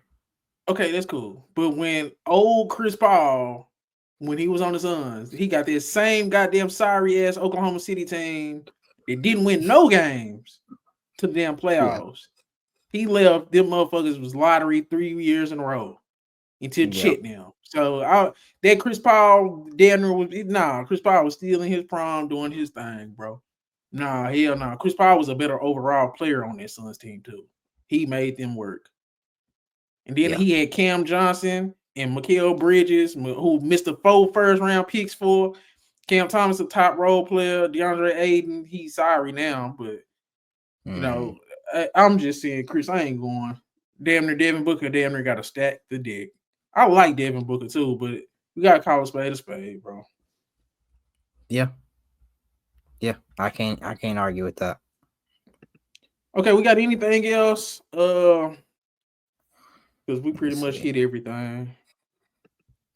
Oh, I wanted to bring something up real quick. You know who was the Western Conference Player of the Week this week? Who was it? Harrison Barnes. You lying. When not lying. He was cold. Oh, dude, I saw that. I said, right, it's crazy because he's the first Spur to earn Player of the Week honor since DeMar DeRozan in 2020. You mean to tell me Wemby ain't won that yet? Wemby is so fucking overrated, bro. Wemby's fucking garbage. He not garbage, but nigga supposed he's the greatest prospect of all time. My ass. I don't care what nobody say. This nigga taking 13 threes a game, bro. This nigga is shooting 9 for 21 at 7'6". He's 7'6". What is it? Okay, so Victor Wembanyama, 23 and 10. That's pretty cool. But 47% from the field as a big man, I don't like that type of shit. And then you shooting 34% from three. That's not good enough to take 8 or 9 a game, bro. Like the Harrison Barnes, that shit's crazy. But I don't know. Yeah. I'm not fucking with it. I forgot the album in to get your reaction to it, and that I knew that's what you was gonna go to. Harrison Barnes played. Harrison Barnes ain't no scrub. No, but Harrison I don't want to Barnes see. ain't no scrub. Hey, see, when Wemby's fans talking about he ain't got no help, and they not now they are winning more games because they have Chris Paul effect. But when we say Wemby's not a winning player, and they talk about he doesn't have the help, I don't want to hear that. Wemby's not a winning player. You not winning that many. You not winning consistently when your 7'6" big man is taking 10 threes a game, shooting 34%, shooting 47% from the field. Nigga, that's shooting guard stats. That's damn near what Devin Booker's doing right now.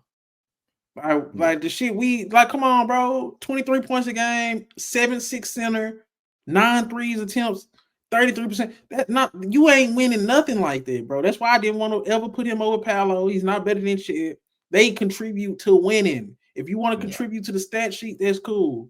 And he's a great defensive prospect. He's a great defender. Go be in all defensive talks. One of the best defenders in the league. But offensively, that shit ain't gonna work, bro. That shit, the way Wemby is approaching offense right now, that shit just not good enough. It's not gonna cut it, bro. I'm sorry. It is what it is. Yeah. I can't really argue against that right now. He's a good player to definitely start your team and build around. But at some point, you want to have him be the reason why you're winning, and he has improved right now that he can do that. And it's strictly the offense. The offense, he want to be cute. He don't want to be dominant. That shit not gonna work. You taking too many threes, dog. I get it. These motherfuckers bigger than you. They're a little stronger than you. You can't get to your. Nah, you gotta fight through that. Go to that elbow. Yeah. Like develop you a hook shot. Get some quick duck ends. Like you gonna have to fucking pick and roll a little bit more. Why you ain't picking and rolling? What are we doing? Yeah. Why you ain't at the baseline corner three? That's a shorter three. So be at the corner. Let your guard penetrate. Get some more lobs. Like it's so much other shit you can be doing outside of shooting 11 threes a game, 9 threes a game. I don't really know how many threes a game, but it's a lot. So I'm just being funny with that. But you taking a lot of threes, my nigga. So I'm sorry, bro. That's why I didn't like he's better than Paolo. Where? Paolo came in playing a winning brand of basketball. Exactly. That's all he's saying. Nah, you was all on that Victor Wembanyama shit too. Just like when Haliburton was rising, you liked it that Mikal Bridges. Y'all, hell no. I'll be the only one seeing through all that bull, bro. Boy, I was defending Wemby because I had a reason to defend Wemby. You was being overly harsh on the dude. You was doing the most on it with the dude. He's not his play style right now offensively is not conducive to winning. And if we're not talking about winning, what is we talking about? Niggas say shit. If you were the best prospect ever, where's these jumps and wins? Like I've never seen a great prospect. They get added to a team, and the win loss is worse. You already a sorry team. How your win loss get worse? Yeah, I can't excuse his rookie season generational prospect. They had the worst Spurs record of all time. That's terrible. That should not be happening. I can't defend that. This season, I think it's more Chris Paul has came. There's more structure. And so he's impacted winning more. But how much you want to give that to Wemby, the percentage of that, I'm not going to give it more than like 40%. Then it's like I can't get there, bro. I don't want to shit on Wemby, bro, but he wasn't even the best piece on the French national team. They hyped that shit up. Yabusele was Yabusele. Come on, like what are we doing here? Yabusele became an NBA player off that. Like Wemby had his moments for sure, and he looked good against USA. But Yabusele was carrying them a good. Nah, hell no. Nah. See now you downplaying Yabusele. I'm not going with that, bro. I'm not going with that. So Yabusele wasn't the best overall player on that French national team. No, he was not. Don't do that. Come on, DJ. Don't do that. He got an argument, bro. This is nasty. Like this. This is nasty behavior. This nigga made it to the NBA. You bigging up Yabusele. Dude is good. He's cool. In the NBA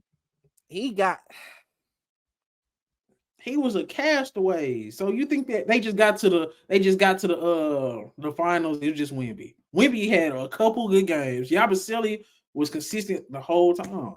So Wemby just cleared Yabusele on the French national team. Yes, Wemby was much better than Yabusele in the French national game. You watched that one game against us where Wemby was doing all that extra shit. But nigga, against Canada, Yabusele saved their ass. Wemby wasn't doing nothing. Say, man, defensively, Wemby is better for FIBA and Olympic basketball, and he gives you more value in that. Defensively, but his scoring is ass. Like when we just go keep it above that, bro. He scored, bro. His scoring is booty, bro. Dude, that's cool. Wemby on the offensive end is damn near slightly above average. That shit damn near was looking like Scotty. He's Scotty Barnes level offensively. Oh, would you do Scotty Barnes over Franz real quick, and then we can get back to Wemby? Hell no, Franz cleared Scotty Barnes. Ass. Thank you. That's all I need to hear. I can't. Who said different?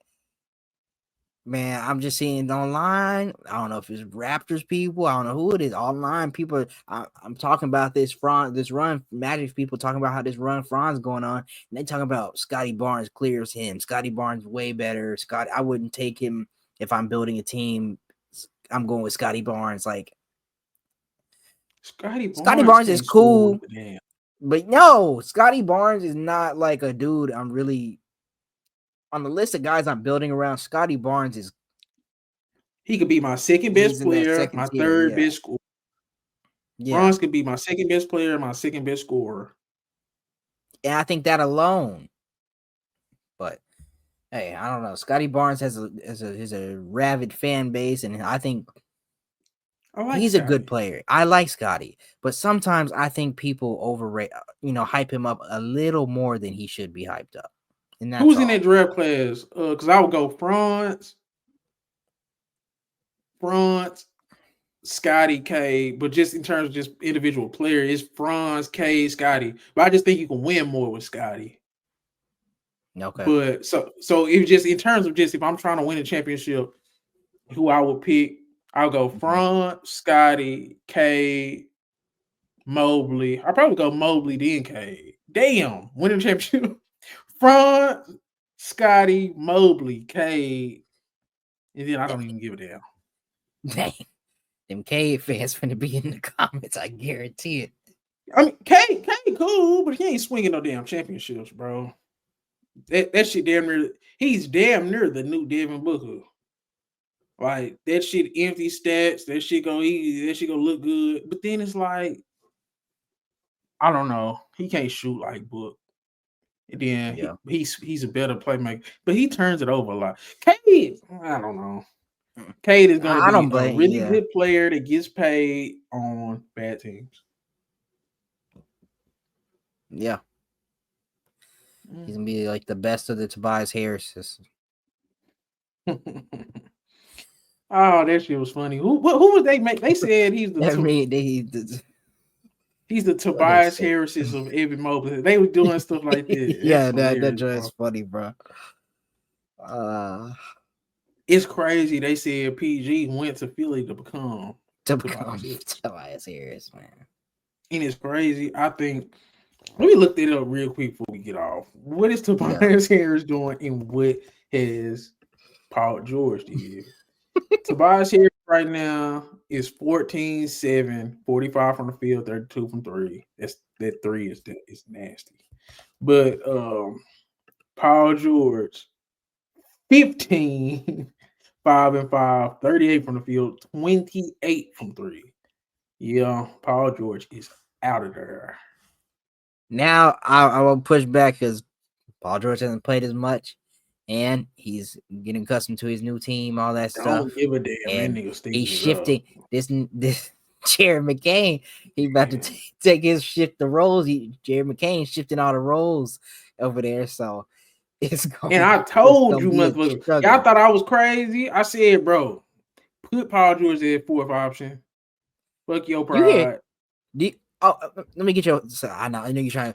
Let me get your thought. Why is Paul George getting on his podcast talking about the players only meetings on his podcast and talking about with the way McCain's playing right now? Surprisingly, something like that around that level, or whatever. Like, I hate player podcasts in general. I hate Micah Parsons. I hate Paul. Like, I can't stand it, bro. I can't stand it. That's why I don't know, bro. The media should be the media.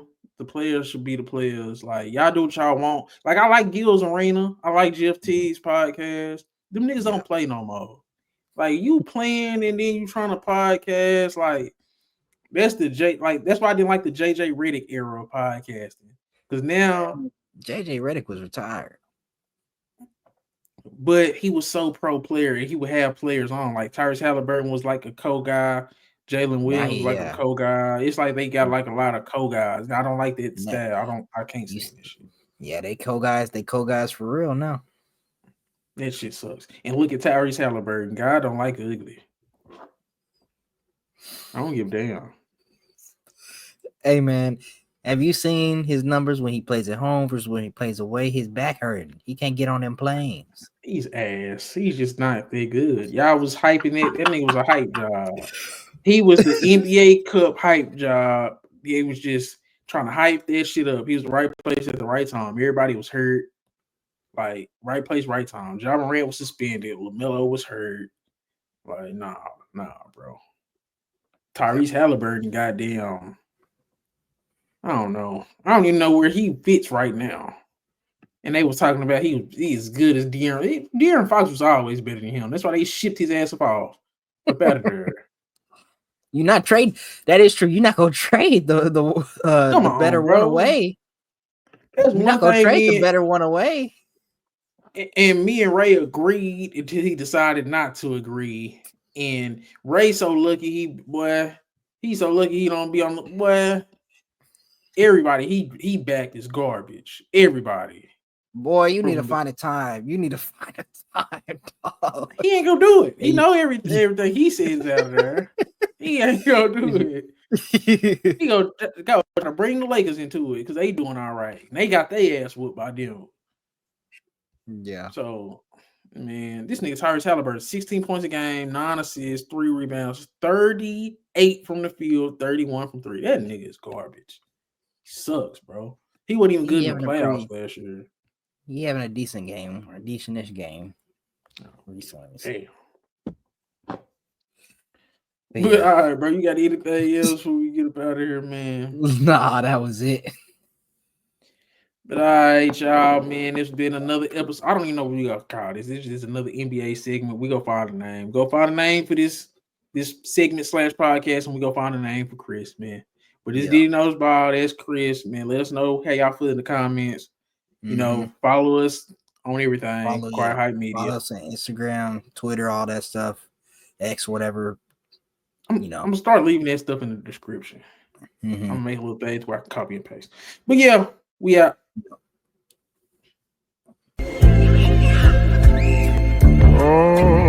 Found some shit I love to do, so I can live comfortable. Searching for a peace of mind, need that when it's time to rhyme. Perfect in every line, any chance I get, and I know it takes time, but I will never quit.